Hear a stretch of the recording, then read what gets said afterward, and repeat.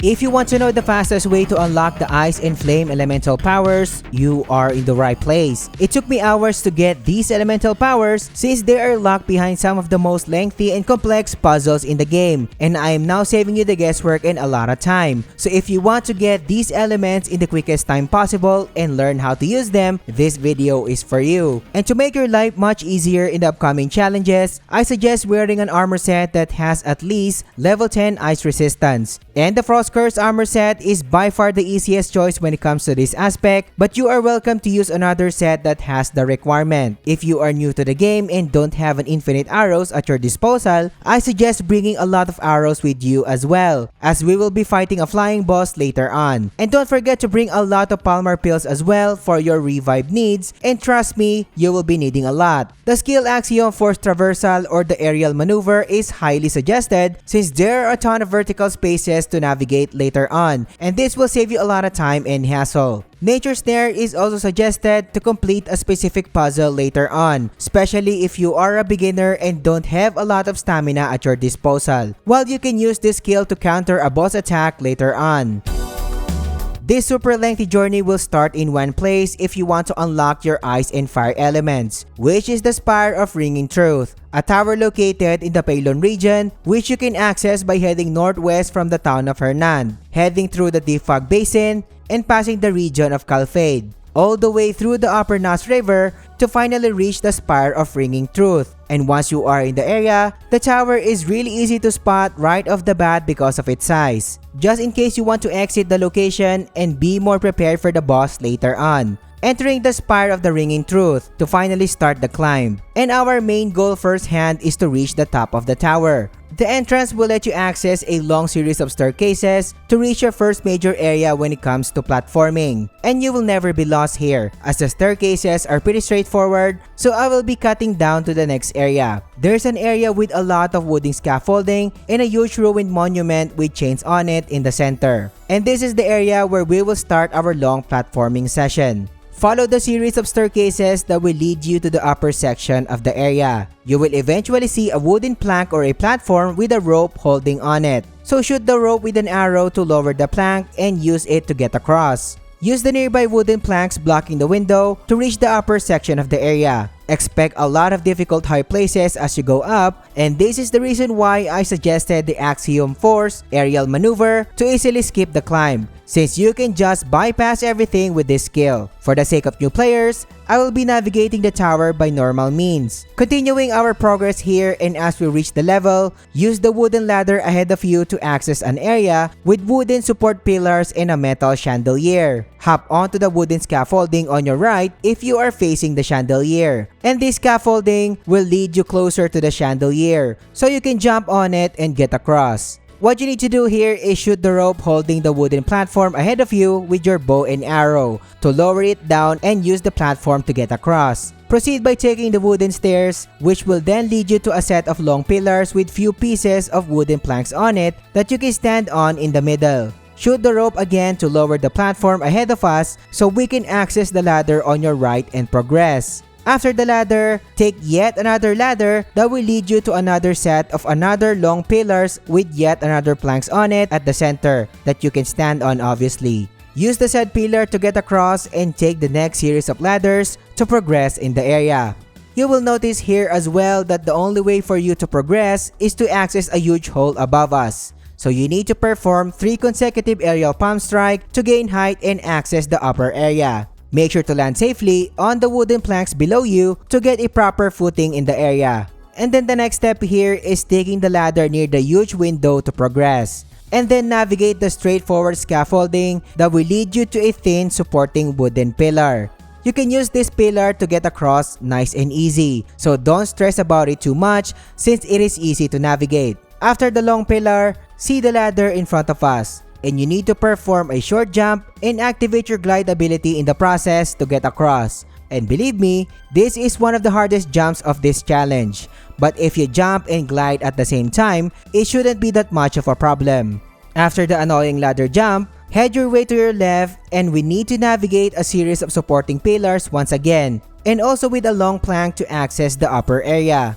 The hardest part is over, so take the ladder ahead of us and access the bell area of the tower. Look at the bell, shoot the supporting pillars holding it, so it will come crashing down and make a huge hole that you can access to reach the basement. And the hole is visible and clear from the top as you can see. I find this part the most enjoyable one as you will be dropping all the way down to access the hole. And remember the efforts that you did to climb and complete this challenge. You will be dropping into a boss arena, and this is where the boss battle will commence. Priscus the Ancient looks very hard to beat at first, but trust me, if you know how to avoid and counter each of his attacks, this fight will be a walk in the park. And of course, I will be breaking down each of the attacks for you, so it will take you less time to beat this boss into a glorified punching bag. Starting with the basic overhead orb attacks. The boss will summon a set of golden orbs directly above you, which you can easily dodge by just strafing or rolling to your left or right depending from the direction you are heading. While there's another version of these basic overhead orb attacks where the boss will cast the orbs in a straight line position, which you can easily dodge by either running to your left or right or by just dashing or rolling. The Dark Smoke AOE is easy to determine if the boss lifts its right hand before casting the Dark AOE puddle on you. So to avoid this, wait for his hand to point at you and dodge accordingly to your left or right side. One of the boss's killer moves is the Greater Orb attacks, where he will gather energy, summon his orbs behind him, and fire the laser beam straight at you. This attack can one-shot you, but dodge it easily by dashing to your right or left hand side. But the deadliest attack the boss can pull off is the variation of the Greater Orb attack with homing laser beams instead. This can tap you in a single cast, but it is an easy attack to avoid. Notice that compared to the previous Greater Orb attack, you will know if the boss will cast the homing version if he summons more orbs than usual, and the orbs that he summons surrounds him as well, instead of just being placed on his back. Once he casts the homing lasers, avoid this attack by just running as fast as you can while forming a clockwise or counterclockwise motion like what I am doing in here. This will bait the homing lasers and make your character hard to track. Here's another example of my character doing the clockwise motion running maneuver to dodge the attack effectively. Well, here's another example of my character doing a counterclockwise motion instead to avoid the attacks. The Spear AOE attack is easy to determine because of its visual aesthetic, where the boss will summon a light spear and throw it straight at you. If this happens, run or dodge to your left or right hand side as fast as you can, as the spear will explode when reaching the ground, creating a wide AOE fissure that can damage you big time. And finally, we are down with a dive smash attack, where the boss will pull off this Iron Man dive attack directly at you, hitting the ground and casting a dark AOE magic in the process. You can easily dodge this attack by strafing to your left or right hand side or dodging exactly when the boss hits the ground to avoid the dark AOE magic. With all that cheap tricks and attacks, how can we get our sweet revenge on this guy? And pro tip here, while I lost my recording of me countering the laser attacks with Nature's Snare Retribution, that is the easiest way and most viable option to counter these Greater Orb attacks. While the dive smash attack is going to be your favorite attack, since this is where the boss will suffer huge damage in the process. I already showed you how to dodge this attack, so after dodging the attack, quickly pull off a blinding light finisher to damage the boss immensely.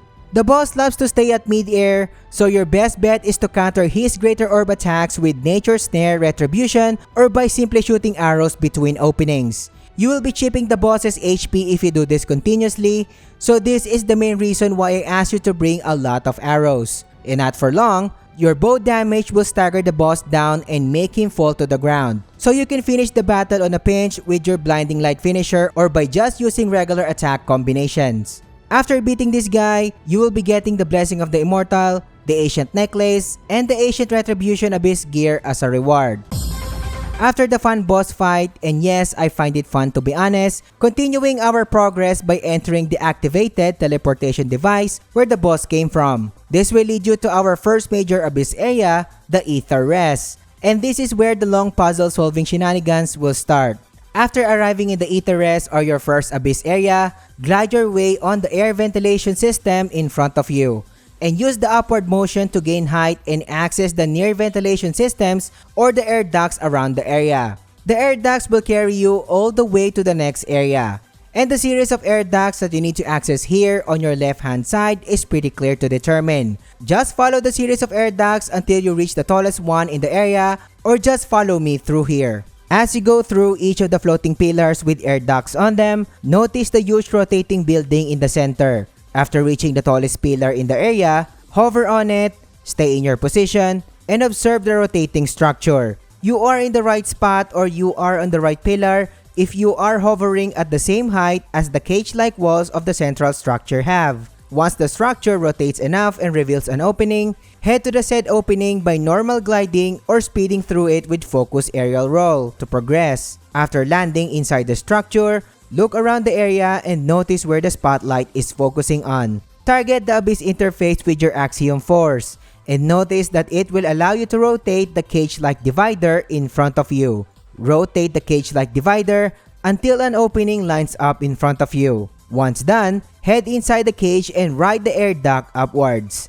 In the upper room where you just landed, use the Nature's Grasp to lift up the stone monument with a hole in it. Then it will lock its place and wait for a few seconds until the power of the Nature Grasp expires. Once the power expires, the stone wall will fall. Notice that there's an interface revealed that you can use your Axiom Force in the center of the hole. You can use the said interface to rotate the walls around you, so rotate the walls to the left and move the camera as you do this. You will notice another opening here underneath the monument that you can access through. So rotate the wall until the hole is big enough for you to fit through. And once it is done, crouch and access the next area to progress. Go around the place until you find a section where the cage-like dividers have an opening.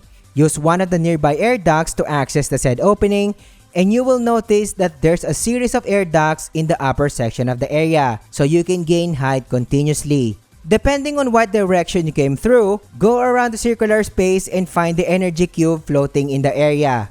And once you have found the energy cube, use your Axiom Force to hook the cube and bring it as you go to the higher section of the area. Once you reach the higher section of the area, you will find an opening with a platform where you can finally land. And make sure you have the energy cube with you before entering the next room with another cube on it. While you are in the platform, you can seal the energy cube just like what I did here, but you can also guide the cube in the next room normally. And the next step is putting out the energy cube here because I stored it in my cuckoo pot. Once the cube is out, drag the energy cube to the pedestal where the motionless stone cube is located. The machine above us will start to operate, and you do have a choice to get the energy cube in here, but it's not required.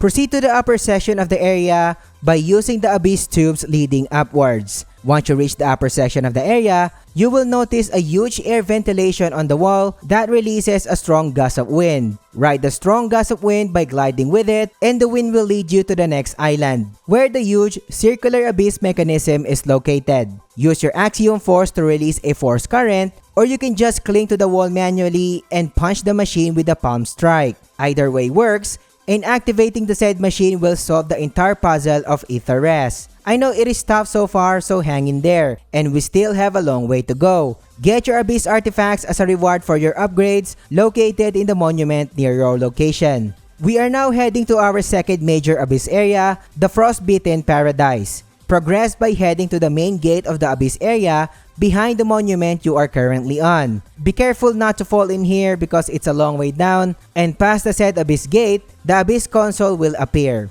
Use your Axiom Force and rotate the face of the console until the console electrifies and activates the surrounding platform that you can use to get across. It's getting hard to see here, so editor, please summon the sun for me. And there you go, much better. It is time to continue the journey. Navigate the straightforward platforms in here until you find the platform with an air duct link on its side. What you need to do here is cast the Nature Snare and manipulate the air ventilation to work and propel the platform forward. Continue casting the Nature Snare, and once you reach the next platform, you will notice here that there's a teleporter. Access the teleporter to formally access the Frostbitten Paradise Abyss area. Follow the straightforward platforms in here and activate the Abyss Nexus in front of us before starting the next major puzzle.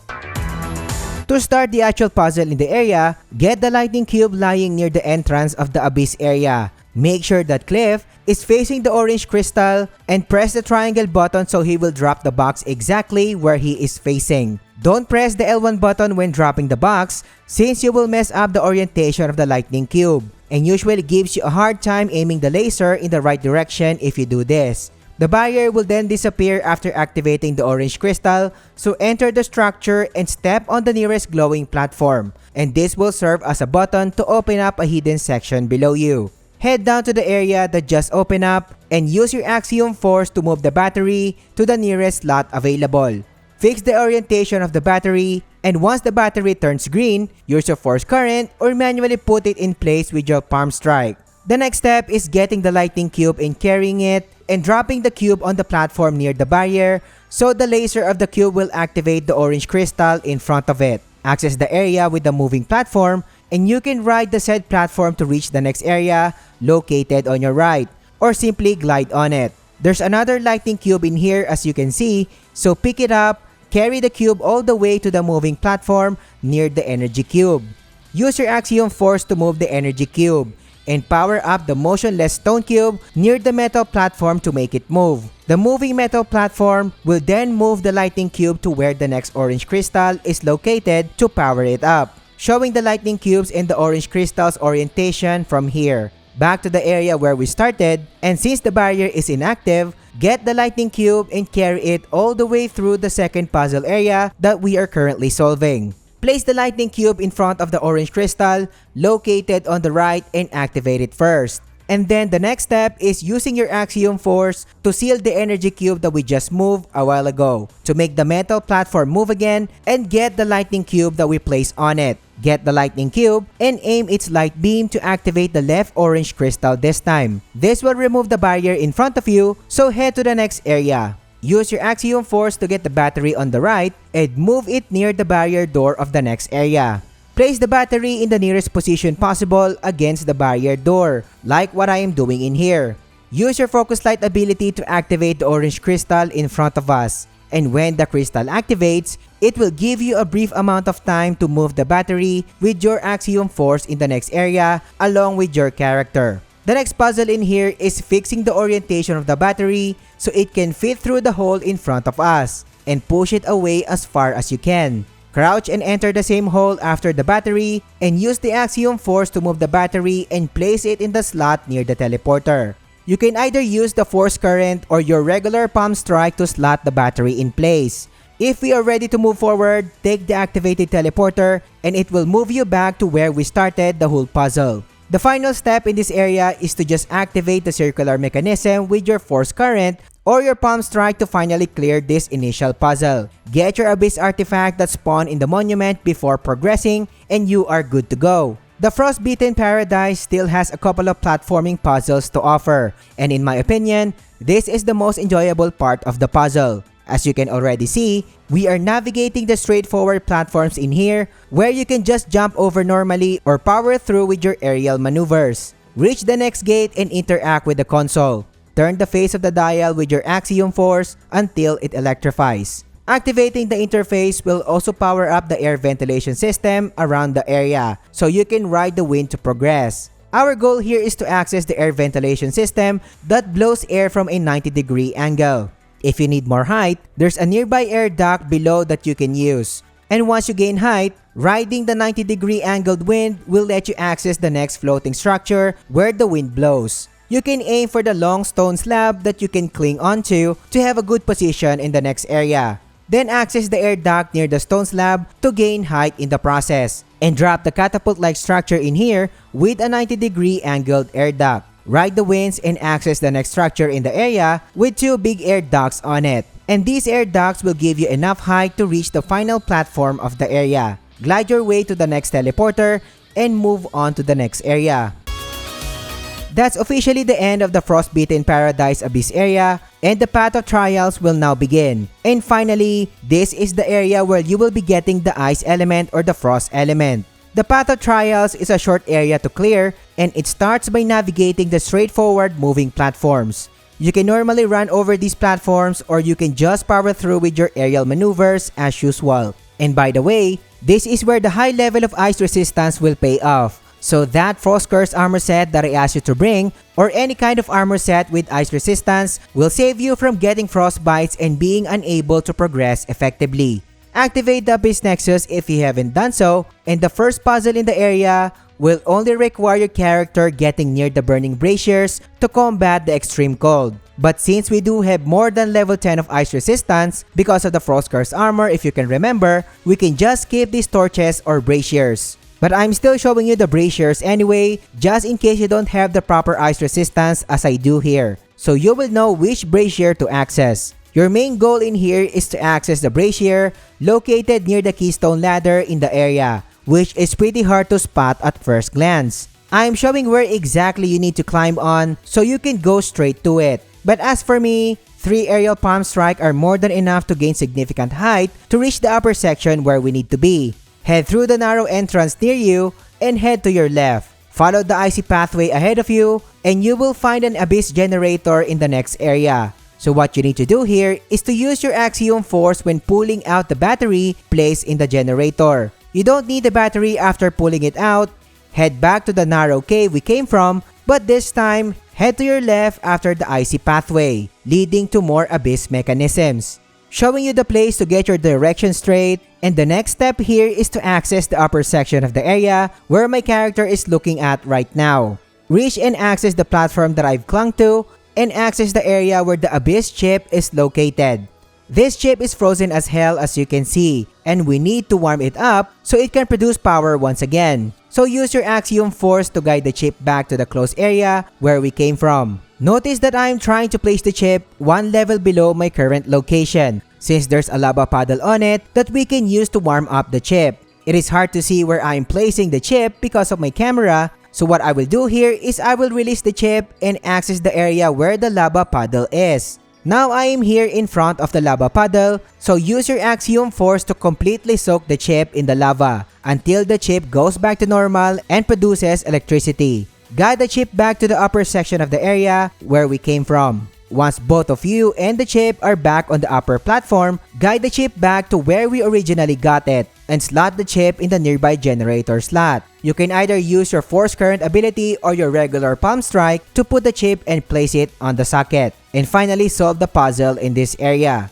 And the last thing that needs to be done in here is to activate the circular mechanism with your force current or regular palm strike. And finally, enjoy the moment where you will be unlocking the ice or frost element Imbue after all the efforts. Remember, we still have the flame element skill to get. So to continue our progress, access the monument just above the circular mechanism where the abyss artifact is located and snag it in the process. Access the gate behind the monument and the abyss console will appear. Use your axiom force until it electrifies and the platforms that you can use to reach the next area will line up in front of you. The smaller moving platform is your main way to access the next major platform. But if you do have a lot of stamina, you can just bypass this platforming section with your aerial maneuvers, like what I am doing in here. But I'm still following the normal route so you will know where to go. Showing the set of platforms you need to navigate in here, and the platform where the teleporter is where you need to be. Access the platform and head into the teleporter so you can move on to the next area. Another set of straightforward platforming sessions is required at the entrance of the Sanctorium of Darkness. There's a moving platform here that you can use to access the upper section of the area where the Abyss Nexus is located. Make sure to activate the Abyss Nexus for checkpoint purposes before moving forward. This puzzle would not take that long compared to the ones we completed so far. So to start the puzzle, head to the location of the light sphere on the right. Use your axiom force to control the sphere and make sure to aim the light beams at the orange crystal. After that, do a 180-degree turn from the sphere and notice the square hole with a barrier on it. We will move an abyss chip from here later on. And watch where I go in here where I will access the lower section of the area. And notice that there's a huge circular cage-like partition underneath the platform where we were standing on a while ago. Cling onto the said partition by pressing and holding the left trigger and then use your palm strike to make the partition rotate so you can access the hidden area on the other side. Use your axiom force to pull out the chip from its socket and place it near the square hole that I asked you to note previously. Use your aerial palm strike to access the square hole, or you can climb manually and return to the upper section of the area. Use your axiom force to pull off the chip from the hole and guide it on the left-hand wing of the main structure where the generator and a socket are located. Push the chip as far as you can so you can easily grab it later on. Head to the lower section of the area where the generator socket is, and use your Axiom Force again to grab the chip and place it onto the socket to progress the puzzle by just doing a force current or your manual palm strike. And head to the upper section of the area once again and head to the sphere located on the left hand side this time. Control the sphere and aim the light beam at the orange crystal, and this will progress the puzzle. And the next step here is not waiting for the propellers or the turbines to spin, and use your aerial maneuvers to access the area where the circular mechanism is located. You can see here that the propellers will start to turn, and once you land in the area, wait for the circular mechanism to receive power, and once it does, activate it with a force current or a manual palm strike to complete the puzzle in this area. Get your Abyss artifact as a reward for clearing the puzzle in the monument area before progressing further. Continuing our progress in here, and access the gate behind the monument, and use your Axiom Force to activate the console after it electrifies as usual. This will activate the platforms that you can use to reach the next area, following the platforms that you can use to reach the upper section of the area, and if you are able to pull off your aerial maneuvers, do so to save a lot of time. Once you reach the upper section of the area, more straightforward platforms for you to cross, and the teleporter is just right around the corner.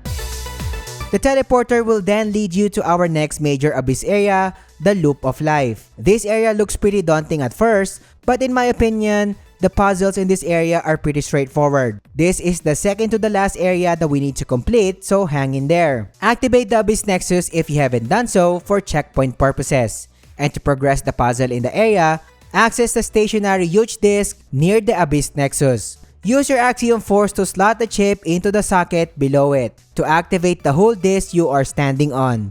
The orb in the middle is your main indication that the whole loop or the huge disc is already activated. Explore the loop in a clockwise motion, and notice as well that the loop is moving as well, which is part of the challenge. Your goal here is to get the floating chip without hopping away from the loop itself. And as always, use your Axiom Force to grab the chip located on a small floating island on the other side. Once you grab the chip, pull the chip towards you and guide it all the way through the floating tower on your left hand side. Your goal here is to place the chip as near and as high as you can to the floating tower. But since the loop is moving, it is annoying to guide the chip as you can see, because you need to constantly walk against the loop to properly place the chip near the tower. And once the chip has a proper height, access the tower, head on to the location where a socket on a platform is located, and use your Axiom Force to grab the chip and pull it to your location. Slot in the chip on the nearby socket with your force current or a palm strike. The opening or the entrance of the tower will deactivate its barrier. So what you need to do here is pull out the chip located inside the tower. Then what you need to do here is place it as high as you can near the loop above us. Once that's done, pull off the chip you just socketed prior to this one and place it as high as you can as well near the loop above us. Access the loop above us once both chips are set, and as soon as you land on the loop, grab both of the chips with your Axiom Force and place them in the loop area. The second chip that you just grabbed should be placed on a nearby socket on your left if you are facing the tower. The current loop you are in will start to move, so quickly grab the other chip and guide it to the next loop, which is not far from our current location. Pay attention in here as travel time will take a while since we are going against the loop, so you can consider doing this in a clockwise motion so it will be easier. But with the power of my editor, no loop rotation can beat his tools. Godly Speed activated, and once you are nearing the last loop, jump on it and grab the chip back so we can place the chip in its respective socket, which is located on the other side of the loop. And that's it, my dear viewer. You did all the heavy lifting so far, and the last thing that we need to do here is activate the circular mechanism with a force current or a manual palm strike. This will complete the entirety of the Loop of Life puzzle, and head to the monument area located above the circular mechanism to get your Abyss artifact as a reward. And as always, if you want to continue the journey, head to the gate located at the back of the monument so we can finally reach the last Abyss area for this guide. The console will then appear, so interact with it with your Axiom Force to activate the platforms around you. Navigate the straightforward platforms in here, and you can easily bypass this with your aerial maneuvers if you have them. and eventually, you will come across a set of rotating cubes which will then help you reach the next platform to progress. While I don't really advise doing normal platforming in this section, so use your aerial maneuvers to skip the rotating boxes. The next one will require you to wait for moving platforms to get across. If you have the stamina and the skills, you can easily bypass this section obviously. While I am navigating and riding the platforms normally in here, and patience is the key here as you can see, since all of the platforms are really moving slowly. What you can do here is to try to gauge if you can already bypass half of the section with your aerial maneuvers, so you can save a lot of time in the process like what I did here. Access the teleporter on the next platform, and finally, this will fast travel you to the final abyss area. And the Tree of Life Abyss area has only one puzzle to solve to finally get the Flame skill. Once you arrive in the area, activate the Abyss Nexus for checkpoint purposes later on. Proceed to the area and you will eventually see some sort of ancient mechanism with 5 pillars on it. This mechanism is indeed the next puzzle, and a pretty complex one to be honest, as this puzzle required me hours to solve. But hey, I got you covered so you don't really need to waste time. Solving this puzzle now, and the first step that you need to do here is heading to the right hand side of the circular mechanism. Use your stab ability and pierce the said mechanism and rotate the machine in a clockwise motion. The 3 highlighted pillars will move as you rotate the mechanism, and your goal here is to turn on the orange color rings on their bodies. So as you turn the machine clockwise, check the 3 pillars like what I am doing in here. Then after all of the 3 pillars in question have this orange glow already on their rings, you should have 4 pillars emitting the said color already, if you count the originally activated pillar even before we started the puzzle. For a clear visual cue, you should have 4 pillars activated by now, or the ones with orange glowing rings on them, leaving you with 1 tall inactive pillar, or the 5th one in this case. Then the last thing that you need to do here is go on top of the 5th inactive pillar and use your palm strike continuously to make the pillar move to its desirable height until it activates. I know it looks savage, but this is the easiest way to do so. When the last pillar activates after a series of palm strikes, all of the pillars will turn blue, signaling you have already completed the puzzle. The lava ahead of you will eventually subside, so activate the last circular mechanism in this area to finally unlock the fire element skill or Imbue. Get your abyss artifacts in the nearest monument as a reward, and pat yourself on the back, and that is sure a long journey to cover. And of course, you want to know how to use your fire and frost elements after spending so much time getting them, right? And the best thing is, they are all fairly easy to master. And the first thing that you need to do here is upgrading the Imbue element in your skill tree to level 3 at least. Reaching level 3 will allow you to imbue your elements when doing turning slash, charge shot, and force palms. You will want to use your elements with your turning slash, given this skill is the strongest hitting skill in the game, so the element will make this skill even more potent. And to imbue your turning slash, select the desired element you want to imbue in your radial menu by pressing the right directional button. Perform a turning slash and press L2 or the left trigger to imbue the skill with fire in this case. And the same thing applies to the ice element. Select the ice element in your radial menu and perform turning slash while pressing the L2 button, and your turning slash will be cold as hell. While charge shot is also one of the common skills being used when infusing elements. To perform an elemental charge shot, simply select the element you desire in your radial menu, then shoot a charge shot. Well, keep in mind as well that upgrading your Imbue element skill to level 4 will allow your meteor kicks to do elemental attack as well. Well, take note as well that you can use your fire and frost element as a standalone attack. By pressing the right trigger and the triangle button, you will release a fire-infused energy that can launch enemy and burn them in the process, while the frost element will cover your character's body with ice. It will also release a medium-sized AOE ice blast which can turn surrounding enemies into ice and shatters them in the process. You can do this by pressing the right trigger button and pressing and holding the square button, and upon releasing it, it will be releasing the ice blast in the process. But what if you want to know the faster Tier 3 Abyss gear farming spots in the game? This video will guide you on everything you need to know, so click on it and I will catch you on the next one.